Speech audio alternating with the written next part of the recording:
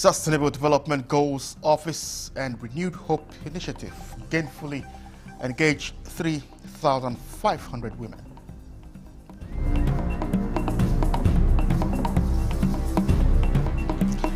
Quest for formidable platform, People's Democratic Party governors meet in Zamfara State, strategizes ahead of 2027 elections.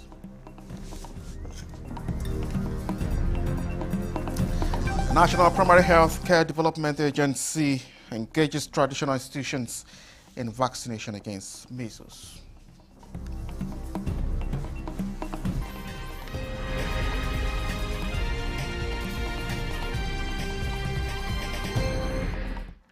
A very good evening to you.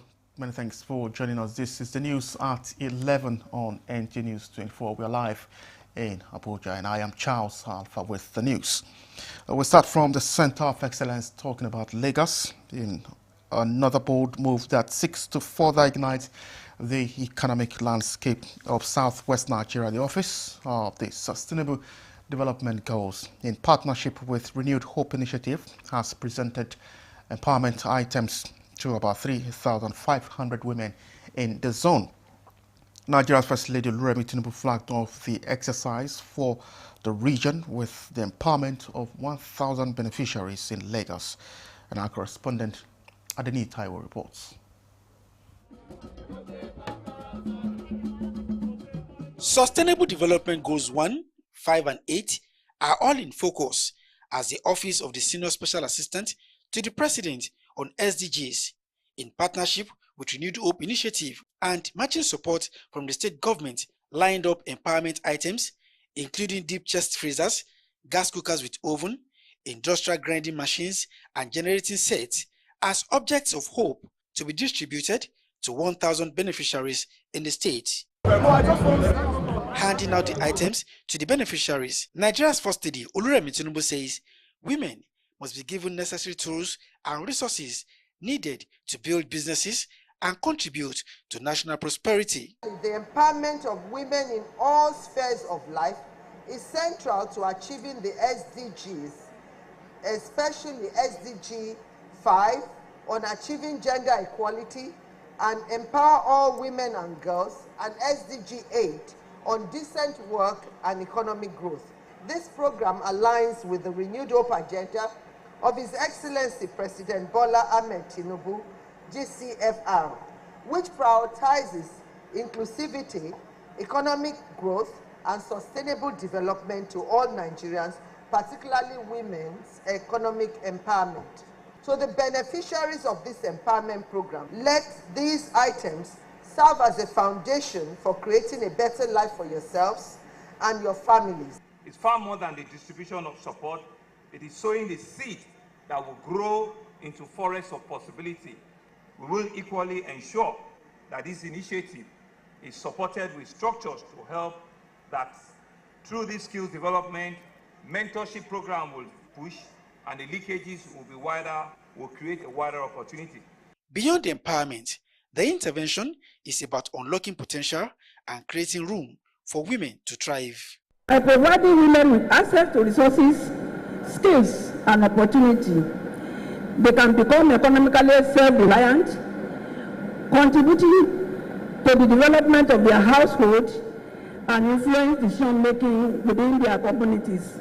The intervention, which held simultaneously in all the 6 states in the Southwest Zone, targets a total of 18,500 women across the country, 500 each from the states. In Lagos, Adeni Taiwo, NTA News. Meanwhile, the story of empowerment in Lagos continues with the inauguration of an industrial leather hub by Nigeria's First Lady Oluremi Tinubu at Tamori Industrial Estate. State House correspondent Adeni Taiwo again reports that the old gave way to the new when the state governor, Babajide Sanwo-Olu, renamed the hub after the First Lady at the event. Conceived by the Babajide Sanwo-Olu administration in year 2020, the now Senator Oluremi Tinubu Industrial Leather Hub is a response to the yearning for a thriving leatherwork ecosystem with a well-integrated value chain. Unveiling the project, Nigeria's First Lady Oluremi Tinubu commended the state government for the progressive initiative targeted at job creation and productivity. By investing in this hub, the Lagos State government has once again demonstrated its commitment to job creation, productivity, and sustainable economic development. I say well done. Leatherwork is a traditional craft that has stood the test of time. I am informed that this hub will serve as a center for leather processing, footwear production, and specialized training. She applauded the potential of the leather hub to enable artisans add greater value to their craft and compete confidently in both local and international markets. I urge all those who will utilize this facility, artisans, entrepreneurs, and our vibrant youth, to take full advantage of the opportunities it offers. Dedicate yourselves to excellence, hard work, embrace continuous learning, and position your products to compete in the global market. As we unveil this hub today, let us use it as a beacon of possibilities, a symbol of how government and citizens can work together to turn challenges into opportunities. I'll be naming this hub as Senator Oluremi Industrial Leather Hub. For Lagos State Governor Babajide Sanwo-Olu, the project represents a gateway to global competitiveness and a testimony to the partnership between the federal and state governments. We will deepen the leather ecosystem by linking this hub to our fashion district. It will ensure that it has e-commerce capability platform and also have internodal transportation facility. It's an opportunity for all of us to encourage our youth to be independent and industrial. 10,000 direct and indirect jobs are expected to be generated by the hub in the next 3 years, while providing training and other support to leather workers. In Lagos, Adeniyi Taiwo, NTA News. Governors elected on the platform of the People's Democratic Party, PDP, have reaffirmed their commitment to repositioning the party ahead of the 2027 general elections. This forms part of major outcomes of the Governors Forum meeting held in Gusau, Zamfara State. And Jamilu Ibrahim has details. These are the governors elected on the platform of the People's Democratic Party, PDP, holding their forums meeting for the first time in Zamfara State. The meeting held at the Government House, Gusau, largely deliberated on party affairs and some national issues.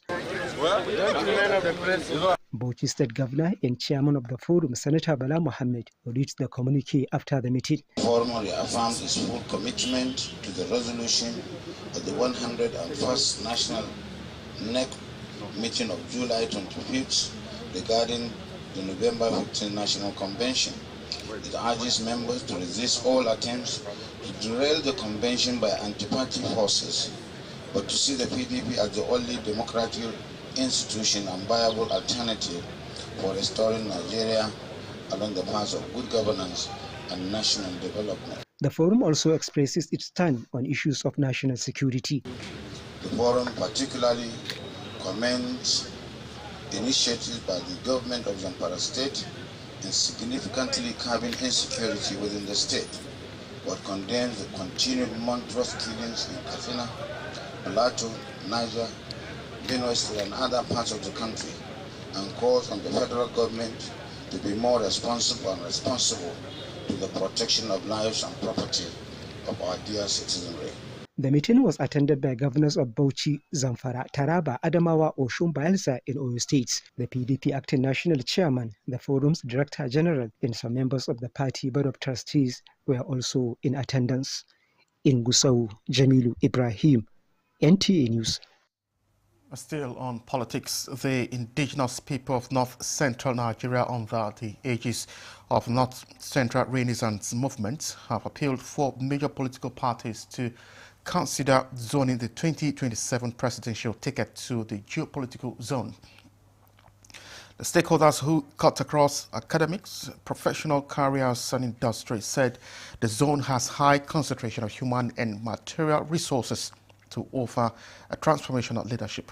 and decried the several decades of setbacks in its efforts to steer the ship of Nigeria under a civil administration since independence. The North Central Renaissance Movement, NCRM, gathered to deliberate on the future of our zone and Nigeria, hereby issue this communique to express our unwavering demand for presidential tickets from major political parties in Nigeria.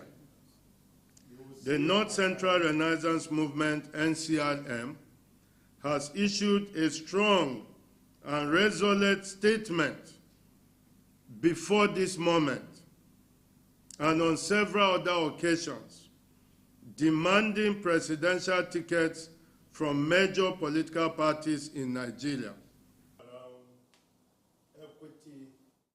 Stakeholders said the zone has contributed immensely in areas of infrastructure development and revenue generation of the country and called for opportunity to serve Nigeria at the echelon.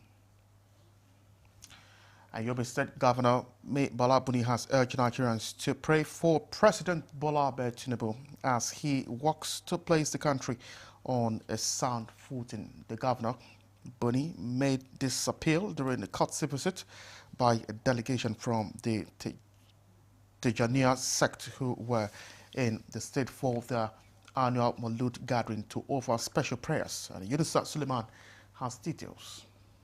Led by Sheikh Ibrahim Tahir Usman Bauchi, the delegation comprises representatives from Morocco, Algeria, and other countries, and they are in Yobe State for the annual Maulud celebrations of Sheikh Ahmad Tijani, the spiritual leader of Tijaniya movement worldwide. The delegation's leader explains that the sect is using this occasion to offer special prayers and supplications for divine intervention in the affairs of Nigeria. Every year, we observe several Maulud commemorations, providing platforms for prayer warriors to offer special prayers for our country to surmount its challenges. This is what we also intend to achieve this year. Governor Bunihu commended the initiative, says the relative peace that the state is enjoying is largely attributed to the fervent prayers of the citizens. Prayer is a key to solving our challenges. Therefore, I am appealing to you to include in your prayers President Bola Tinubu, Nigeria, and all states of the Federation for sustainable peace and harmony. The visit of the Tijaniya sect delegation to Yobe State for Maulud celebrations highlights the importance of prayer and unity for Nigeria's peace and stability. In the Matru, Yunusa Suleiman, NTA News. Well, we'll take a break now. Stay with us for more reports ahead. Every component is crafted with care, and each design is meticulously tested. From concept to creation, our engineers push the boundaries of technology, seamlessly blending performance and sustainability with a deep commitment to African ingenuity. Introducing the CNG Boss, a remarkable achievement in engineering designed to operate on compressed natural gas, a cleaner and more sustainable fuel alternative. At Innocent Vehicles, we proudly lead the way in creating greener mobility across Africa. And it doesn't stop there. From SUVs to sedans, spacious buses to electric cars, Innocent offers a wide range of models designed to meet every need. Innocent Vehicle, the pride of African roads. This is NTA News 24.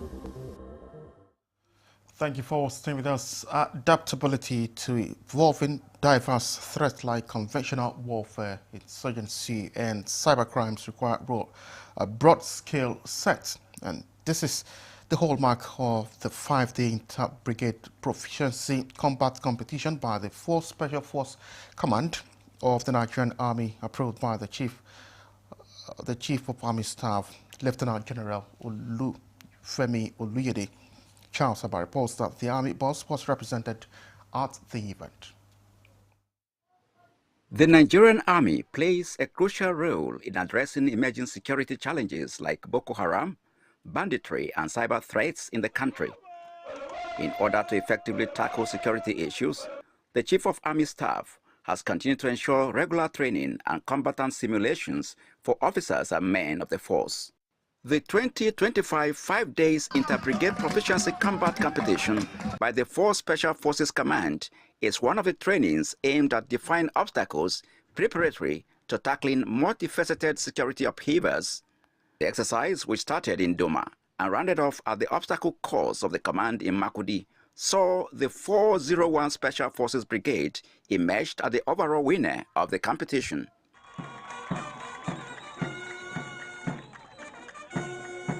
Commander Operation Wellstroke, Major General Moses Gara, was the special guest of honor at the event. I believe the 4 Special Forces Command will continue to pursue its training schedules to perfect current tactics, techniques, and procedures, and acquire new ones in line with the Chief of Army Staff's command philosophy.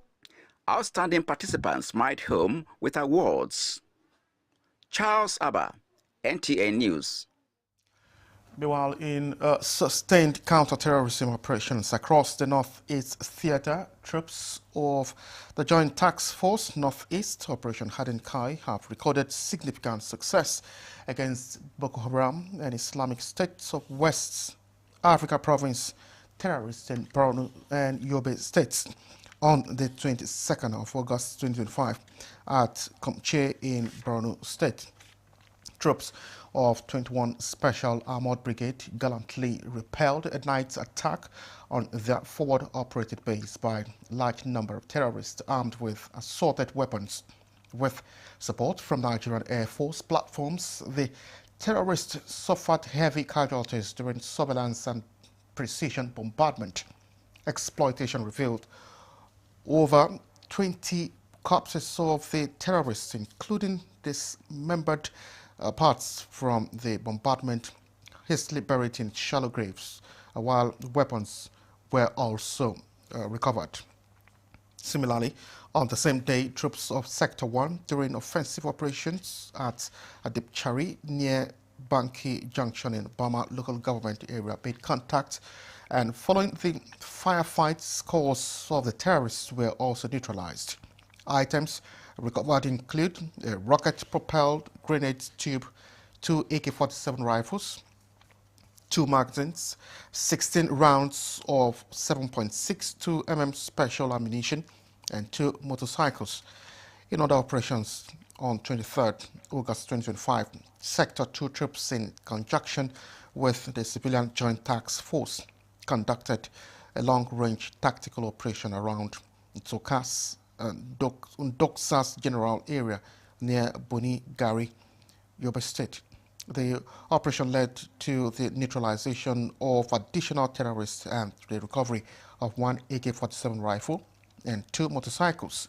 The coordinated operations have further denied the terrorists freedom of action, degraded their firepower, and disrupted logistics within the region. The military high command has loaded troops on the impressive battle performance and urged them to sustain the offensive. And now on health. The National Primary Health Care Development Agency is engaging the traditional institution in Nasarawa State towards the success of the forthcoming measles rubella vaccination exercise. Victoria Uchito reports that the Director of Health Education and Social Mobilization of the agency in the state, Muhammad Abubakar Ibrahim, led the team to the palace of the Emir of Lafia. Visit is to seek the support of traditional institutions in Nasarawa State, noting that without community participation, the public healthcare sector will not achieve its goal on a healthy society. The director explained that measles rubella is a contagious viral infection that can cause a deafness, blindness, heart disease, brain damage, and even death in children. The disease is a vaccine-preventable one that is administered to children aged 9 to 15 months. The Emir of Lafia, Sidi Bagay Mohammed, who applauded the National Primary Healthcare Development Agency for the initiative, said the state will carry the advocacy down to the grassroots and will ensure caregivers avail their children for the vaccination. The exercise, which is expected to be launched on October 4th, will last for 4 days. In Lafia, Victoria Kaswa Ujito, NTA News. Now, experts in peace building and advocating the development and implementation of a proposed national peace policy as a framework for achieving peace and de-escalating conflicts in the country. At a one-day dialogue on the national peace policy in Abuja, there is consensus for a coordinated framework that will serve as a template for peace-building efforts across the federal, states and community levels.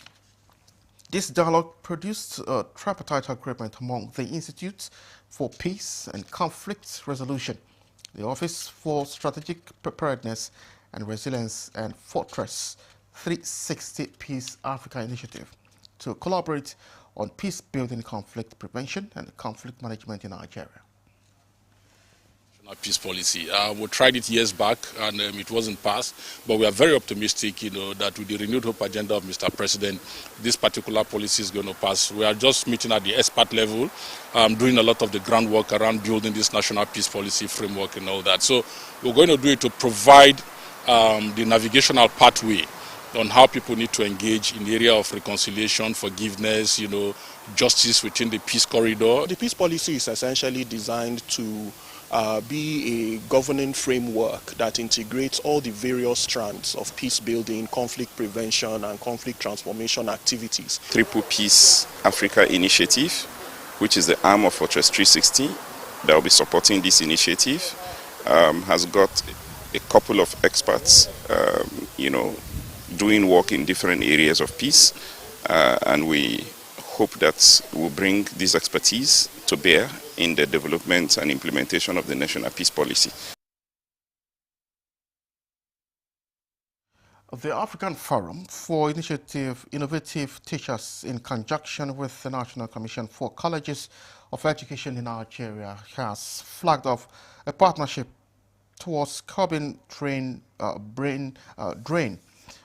The flag of the federal government through the Ministry of Education has reaffirmed its commitment to bridging the skills gaps in Nigerian educational sector through sustained teachers training infrastructure, investment and public-private partnership.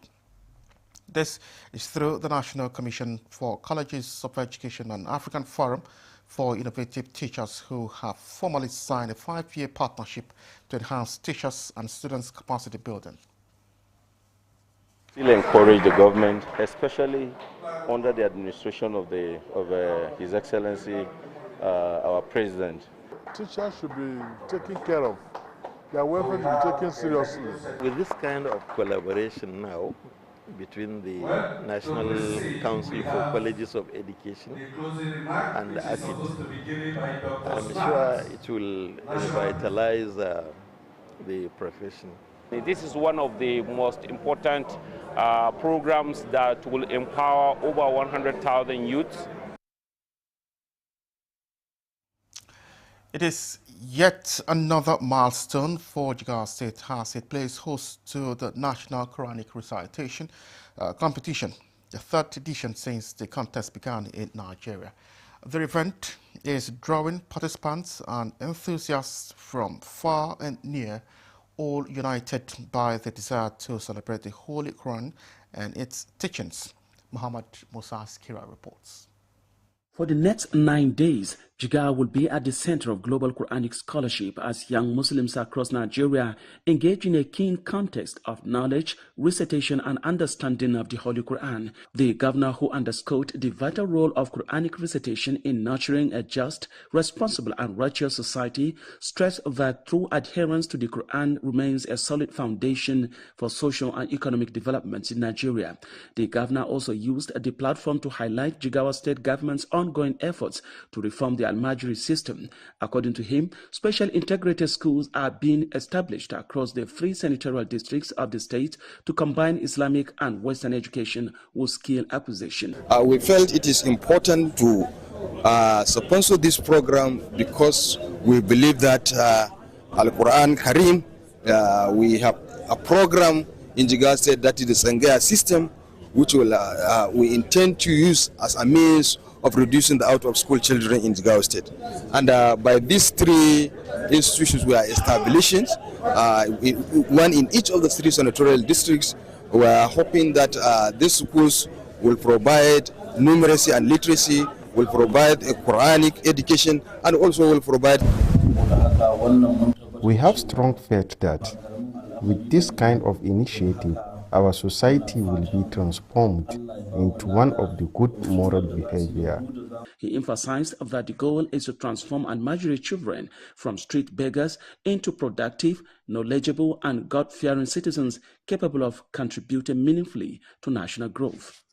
Muhammad Musa Askira, NTA News. And this is where we end the news. Many thanks for watching. I am Charles Alpha.